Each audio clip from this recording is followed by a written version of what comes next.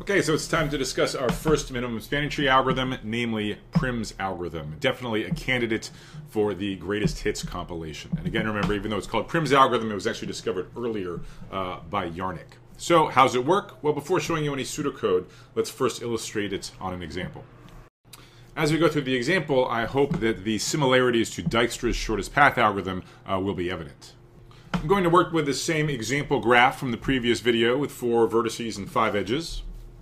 The plan is to grow a tree one edge at a time, and we're going to keep growing this tree like a mold. We're going to start from just a seed vertex, and then we're going to suck up one new vertex with each iteration of the algorithm. So this is similar to Dijkstra's algorithm. In Dijkstra's algorithm, it was clear where we should grow the initial mold from because we were given a source vertex that they're trying to compute shortest paths out of. We have no source vertex in the minimum spanning tree problem, but it turns out we can just pick an arbitrary vertex to start. Doesn't matter which one, which is cool.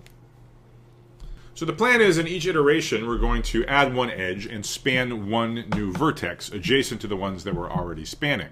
Now, as a greedy algorithm, Prim is simply going to select the cheapest edge that allows it to span one additional new vertex. Now, at the start of the algorithm here, we're not really spanning anything. We're sort of thinking of ourselves as growing from and currently spanning just the vertex in the upper right. So what are the edges by which we can span an adjacent vertex? Well, there's 2 edges. There's the top edge with cost 1, then we'll span in addition the upper left vertex, or there's the edge with cost 2 on the right. If we include that, we'll be able to span the vertex in the bottom right. So we're going to be greedy. We're just going to choose the cheaper edge, the edge of cost 1.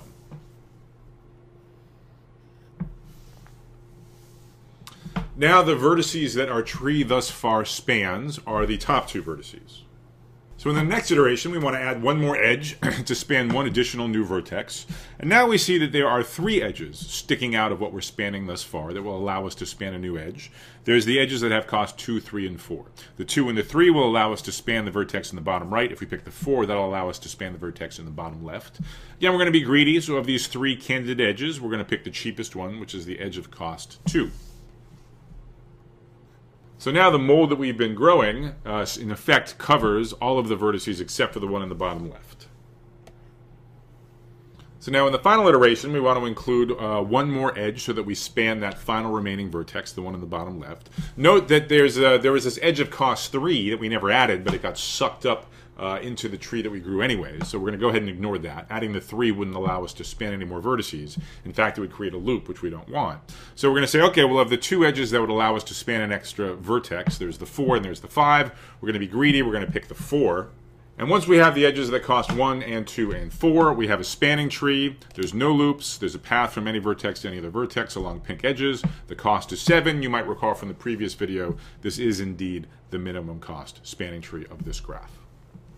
Of course, the fact that we have this simple procedure that works correctly in this toy example with just 4 vertices and 5 edges really means nothing. I mean, you shouldn't draw any immediate conclusions that this is a good algorithm in general, even though that is going to be the case.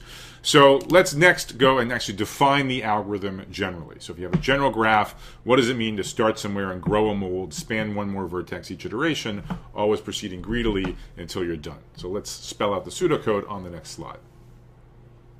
So here is Prim's minimum spanning tree algorithm. We're going to start with just 2 lines of initialization. We're going to maintain a set of vertices capital X. This is meant to be the vertices that we span so far. Again, we need some seed vertex from which to start the process. It doesn't matter which one we pick. We're going to get the same tree at the end no matter what. So just call it little s. That's an arbitrary vertex from which we start growth. The other thing we're maintaining is, of course, the tree. So that's initially going to be empty. We're going to add one edge to it in each iteration. An invariant that we're going to maintain throughout the algorithm is that the edges that currently reside in the set capital T span the vertices that currently reside in the set capital X. Then we're going to have our main while loop. This is the workhorse of the algorithm, and it's very similar to the one in Dijkstra's algorithm. Namely, each iteration is responsible for picking one edge, crossing the current frontier, advancing to include one new vertex. And again, it's going to be greedy. The criterion is going to be different, in fact, simpler than with Dijkstra's algorithm. Instead of looking at length, we're just going to say, what's the cheapest edge that allows us to span a new vertex? So the loop's going to keep going as long as there are vertices that we don't yet span. And then what we do is we search through the edges that allow us to span a new vertex. So which edges are those? Well, we want there to be one endpoint in the set capital X of vertices we already have our tree spanning. And we want the other endpoint to be non-redundant. So we want it to be outside of capital X. So if we have an edge that crosses the frontier in this sense, one endpoint in capital X, one endpoint outside, that's how we increase the number of spanned vertices by 1 in an iteration. So if E is the cheapest edge amongst all of those that cross the frontier with one endpoint on either side, that's the one we're going to add to our tree so far capital T in this iteration. Its endpoint that's not already in capital X, that's going to be the vertex that we add to X in this iteration. And again, the semantics of an iteration is that we're trying to increase the number of spanned vertices while paying as little as possible. That's the sense in which Prim's algorithm is a greedy algorithm. So as usual with a greedy algorithm, this seems natural enough, but it's not at all clear that it's correct, that it always computes a minimum spanning tree. In fact, if you think about it, it's not even obvious it actually computes a spanning tree at all, minimum or otherwise. But it is correct. Let's make that statement precise on the next slide. So the key claim is that Prim's algorithm is correct. Given any connected input graph, it is guaranteed to output a spanning tree with minimum possible cost.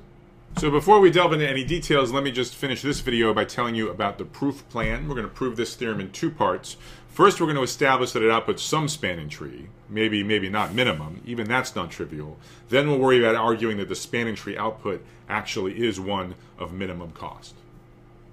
Both parts of the proof are interesting. For part 1, to argue that we output some spanning tree, we're going to review some preliminaries about graphs and about cuts and about spanning trees in graphs.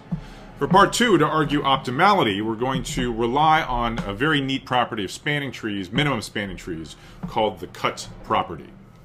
I'm happy to report that the work that we do here in both parts will bear further fruit later. We're going to reuse these ingredients when we prove the correctness of another MST algorithm, namely Kruskal's algorithm. For those of you who would much rather talk about running time than correctness, don't worry, your time will come. After we wrap up this correctness proof, I'll address how do you implement Prim's algorithm quickly. In particular, using heaps, we'll get the running time down to the near linear bound of O of m log n.